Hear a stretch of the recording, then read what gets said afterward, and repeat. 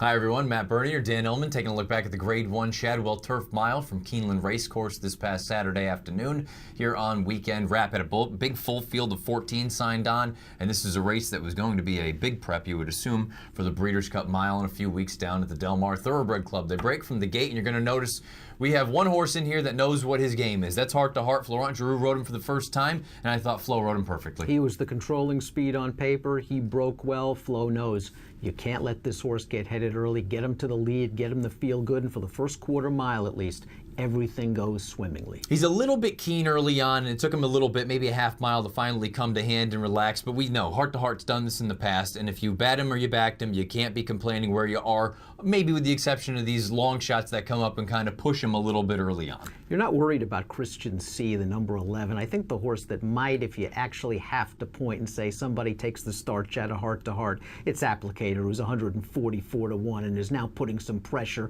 and not really allowing Flo to give this horse a chance to take too much of a breather. He's still supposed to put 144 to 1 shot away. He does. He tries hard, but maybe that's all it took to get him beat on this afternoon. You see Miss Temple City ranging up about 3-4 paths right now. In those familiar Donegal silks, you've got Bala Rocks just in behind Bala Rocks on the outside. In the red silks, that is Sway Dois coming in for David O'Mara. He had 2 in here, that horse, as well as Mondi Elise. We're more familiar with Mondi Elise. Now we're familiar with Sway Dois. We're very familiar with Sway Dois. Bala Rocks is coming with a 4-wide bid right now. I love what Daniel Tudhope does. He doesn't produce this horse Sway Dois until just about mid-stretch, and once he does, he's going to follow. And boy, he kicks like a mule. This last eighth of a mile, this is what's known as a European kick. Sway Dois, in his last 2 races overseas, showed a return to form. Perhaps coincidentally, the switch to a left-handed turf course, an Americanized turf course, and he loves it over here. Beautiful ride, beautiful effort. Sway Dois wins the Shadwell Turf Mile, pays $21.40 on top. Heart to Heart,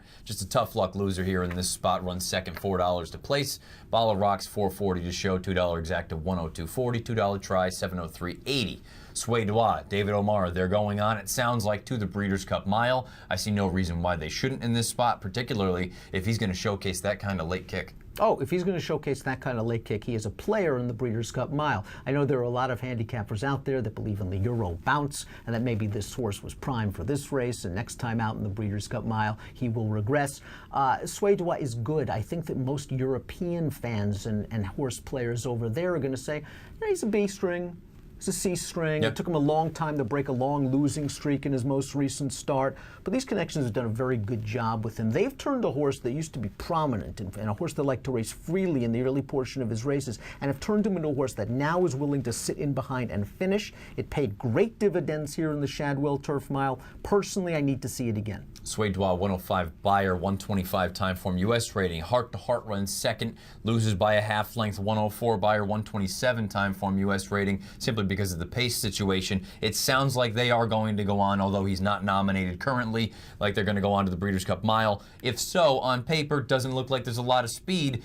Problem is, you're always going to have to be wary about that final 16th of a mile. Is somebody going to come up and snap you at the end? Well, we're going to find out. I think that at Del Mar, he's going right to the top. And as you say, this is a year where we don't have your obviouslies. This is a year where who was the Kenny Black turf force? What of you? What of you, who just blasted out and set a ridiculous pace in the Breeders' Cup Mile. We don't have that this year. What we do have is Heart to Heart. And when Heart to Heart gets the lead, you're going to see this Heart to Heart. A Heart to Heart that fights like a lion in the stretch. He refused to drop the place to Bala Rocks, who ran really well with a decent trip under Jose Lezcano. If he doesn't get the lead, he's not that kind of horse at all. The connections have figured this out. At Del Mar, he is going to the front. It's just that a horse like World Approval, who right now is the leading light of the North American-based milers, I wouldn't say he's a similar running style because he's not a need-to-lead horse, but he's not going to let Heart to Heart get too far away. He's going to be breathing down his neck throughout, and you can make the case that just strictly from a quality standpoint, he is a better horse than Heart to Heart is. Is Bala Rocks Breeders' Cup Mile quality? No, but I think he's getting good. I think he's improving at the right time. Remember, he's just a 4-year-old. Yeah. He's still very, very lightly raced, and Bill Mott put the blinkers on several starts back, and Bala Rocks has shown improvement just about with each and every start. This was a race where turning into the stretch, I couldn't wait. I thought he was going to just swallow them up, that everything was working out in his favor. He tried hard. He stayed focused in the stretch, something that early in his career was not there with him from a lead change standpoint. Mechanically, Bala Rocks is fine. I wonder what Bill Mott's going to do with him. I would freshen him up, let's take him to Gulfstream, and let's start over. To visit Darrow, Buff Bradley has been non-committal thus far as Breeders' Cup is concerned. I wonder if it's time to give him a breather and point toward basically his Breeders' Cup every year, which is that first race, the Turf Classic at Churchill Downs. That's a perfect way of putting it because he's a tweener. The mile, in my opinion, is too short for him. The 1.5 miles for the Breeders' Cup Turf is too long for him. He is at his best at 1 1/8 miles in a race with pace. And in this race, there just wasn't a lot of pace. He ran well. He got beat, what, 2 lengths for all the money? He was coming at the end. I just think 1 mile is too short for him. Mondialiste is going home. The connections have said he doesn't owe us anything. He may be retired at this point. Sounds like it's not confirmed, but Miss Temple City may be going that direction as well. Graham Motion after the race said maybe it's time for her to be a mom. She owes them nothing. She's brought them all over the world. And you know what? Maybe she isn't quite as good as she once was, but she owes it, and she owes none of us anything. No. She's going out there and all she does is run giant races. The boys twice in Grade 1 races at historic Keeneland. I mean, that's a remarkable career in and of itself. Not to mention the other great things that she's done. And as you say, she has taken these connections overseas where she has run creditably in the past. She took her shot at Heart to Heart on the turn here. She was in a very good spot. Edgar gave her every chance to win. You're right. She's just not in the same form that we saw when she won this race last year. David O'Mara has brought good horses over here, most notably Mondialiste. He's won big races. We know that that's not going to be an issue.